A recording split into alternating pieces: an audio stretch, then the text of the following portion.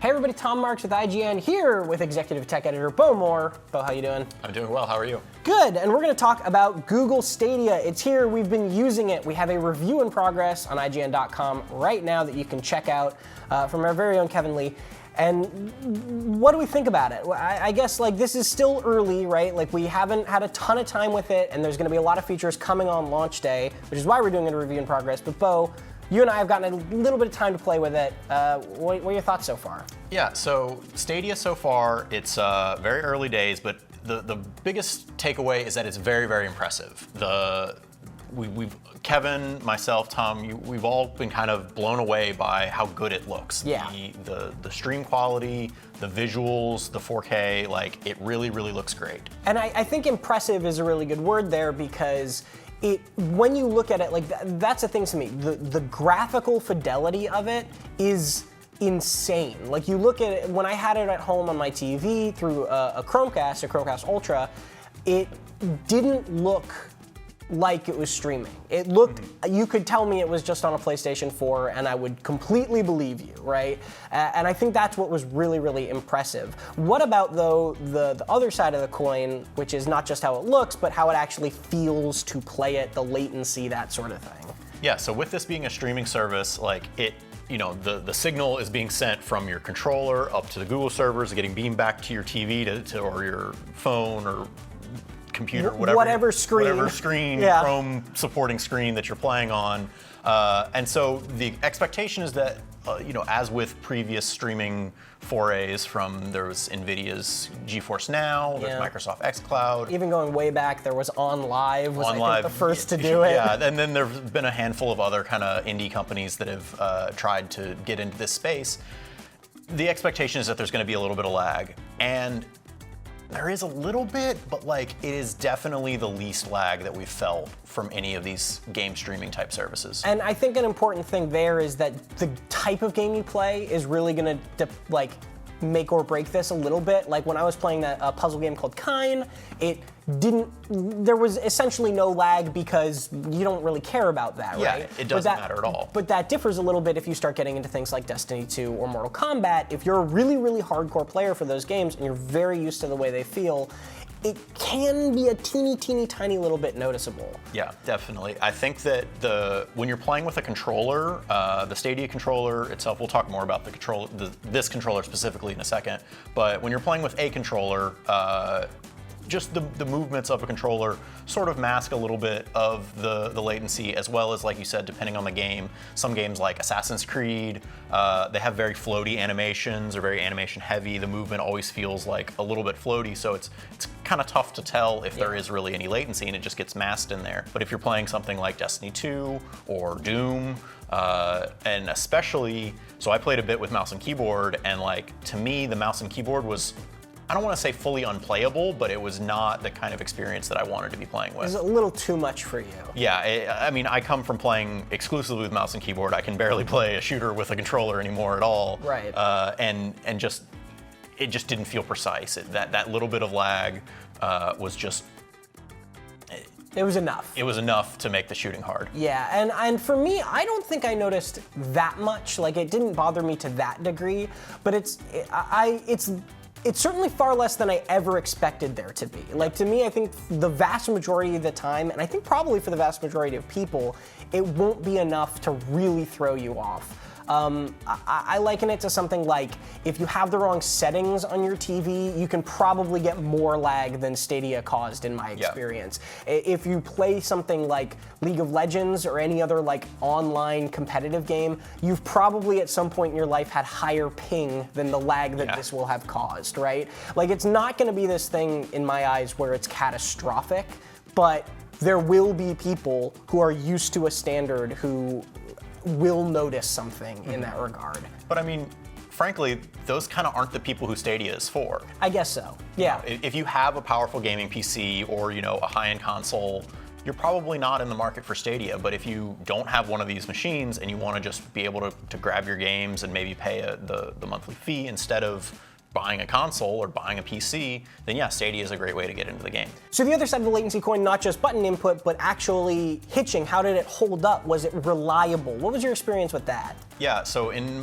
admittedly, Kevin has a lot more hands-on time with this than I do, but in my time with it, I didn't notice a ton, but I did notice a bit of hitching here and there. I'd be playing fine for a few minutes, and then really it was just like it was buffering almost. It would kind of slow down for a little bit. My inputs would get really, especially noticeably laggy for a little bit, and then it would kind of skip and catch back up, and I would get to where the game would catch up with where I thought I was at least. Yeah, and that was my experience in the IGN office, where occasionally, really not frequently, and again, this is going to depend a lot on your own personal Wi-Fi and your own personal internet, and they do recommend plugging a Chromecast into an Ethernet cable if you can get for a more reliable connection.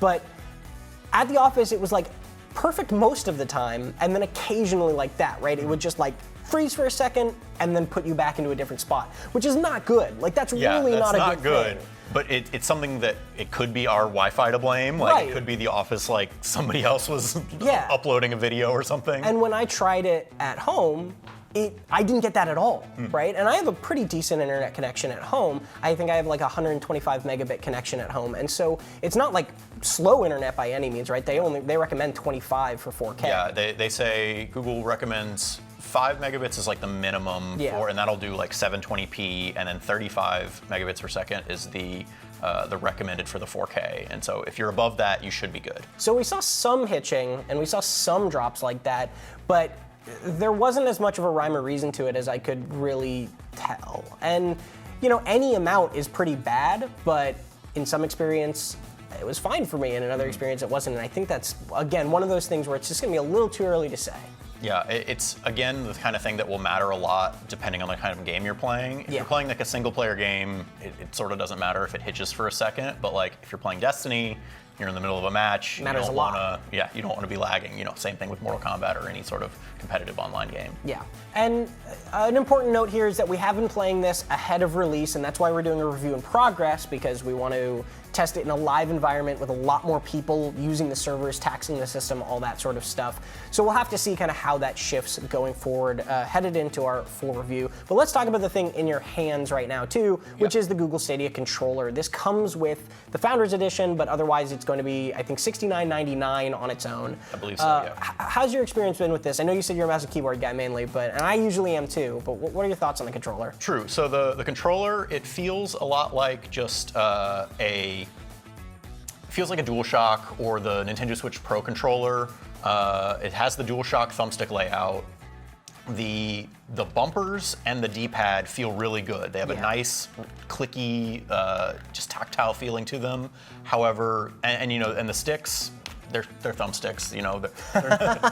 I say that like compared to something like the Microsoft's Xbox Elite controller, which has you can customize the thumbsticks and do all sorts of really advanced things there.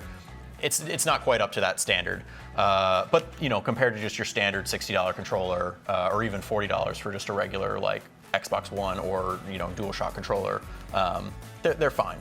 The parts that I don't like are the buttons. They feel okay, just kind of nothing special. The face buttons specifically. The face buttons, yeah. But the triggers, they really don't feel great. And that's where I agree too. Kevin, I think, likes the controller less than I do. I actually think it's a really nice, comfy controller, a good weight to it. It feels really good in the hand, that's very true. The one thing I do completely agree on is that the triggers have, they have a little bit of resistance, but not much, and they don't have any sort of click at the bottom of them, and they just sort of feel a little hollow. The rest of the controller I was pretty pleased with, but as Kevin brings up in his review in progress, this is a $70 controller, it's pretty pricey for something that doesn't do anything like, it doesn't blow you away in any way. I think that probably an Xbox One or a PlayStation 4 controller is just better than it generally for a cheaper price.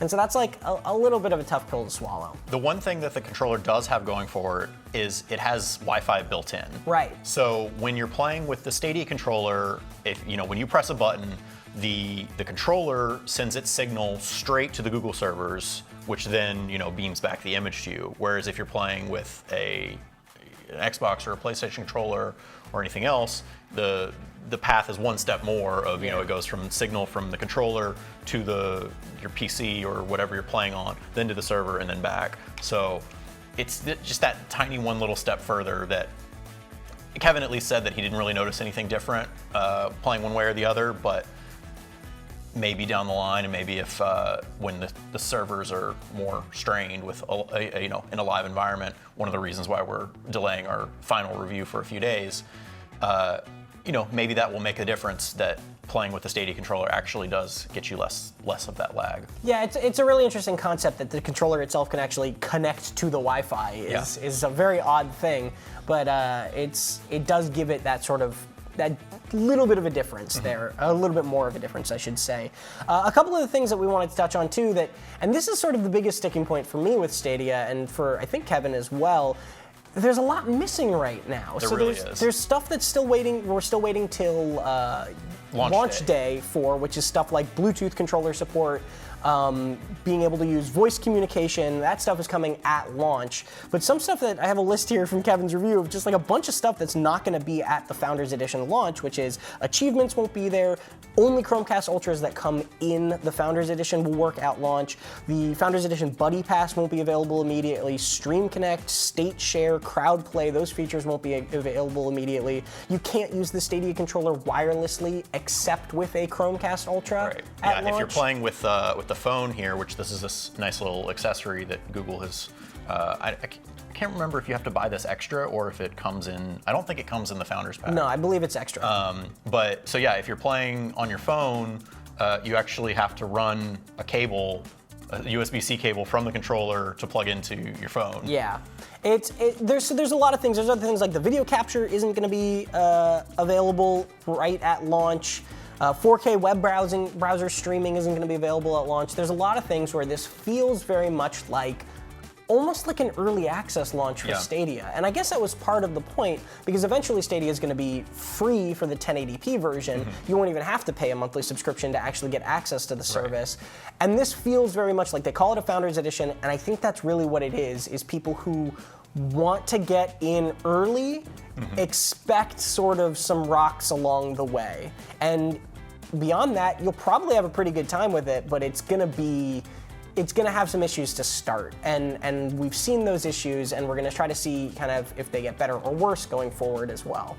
All of those things that you listed off that are coming soon, they're doled out from anywhere. It may be a week or so, or things that will be coming in mid-2020. Yeah, so we're really just not sure, and I think that's kind of the thing that Stadia has proved to us, right? Is that conceptually, it can really work, right? Like, it really is, like you said, impressive thing.